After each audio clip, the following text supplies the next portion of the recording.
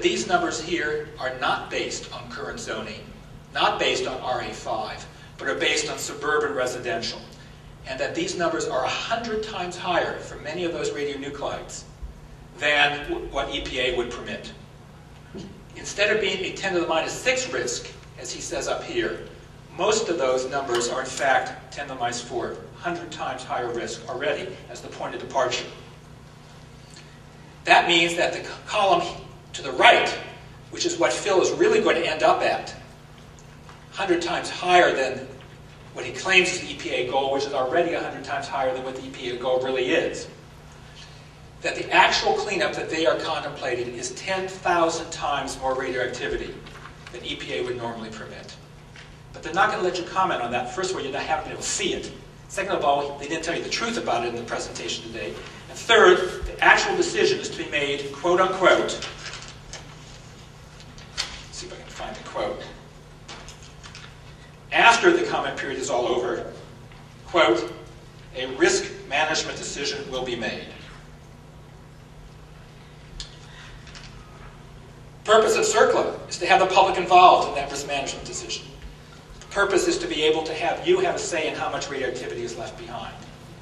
So despite the claim that's been made that they finally are going to comply with CERCLA, with EPA guidance, they continue to ignore all of EPA's past comments, and they continue to evade EPA's guidance, both on public participation, this fraud of having you comment on something you haven't seen, but the substance as well. Let me tell you a couple of other problems with this document, which if you had a chance to read, you would still have trouble finding because it's buried in it. They intend to release the radioactively contaminated materials and send them not to a licensed radioactive waste disposal site, but to an unlicensed facility, neither licensed for radioactive materials nor designed for them. They will say in the document that they're going to call everything in the building and all of the soil that is beneath the top cleanup level, the one that is the least protected, anything between that and background, they're going to call something that is decommissioned material, which means radioactively contaminated, but which they're going to evade the law that that stuff has to go to a licensed disposal site. It appears they want to keep sending it to a place called Button Willow, which is a place where there's a long history of environmental injustice, the Central Valley. They may send it elsewhere. You probably remember that they got into a lot of trouble because they were sending some of this to local municipal landfills.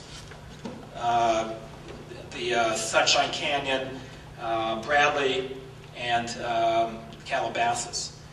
They, without disclosing it, without telling you the implications, they are now saying they're going to distribute most of the radioactive waste to places not licensed for it. There's no assessment of the environmental impact of doing that. Just silent about that. Now, one other matter. They do put in a table. It's a false table. It's based on the wrong scenario. They've misrepresented it. But they do put in a table of what they're going to be looking for in terms of their initial sweep for the dirt, for the contaminated soil.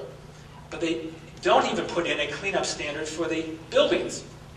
You're asked to comment on cleanup of buildings, and they don't even put into the document what the standard is for cleaning up the building. That's hidden from you as well.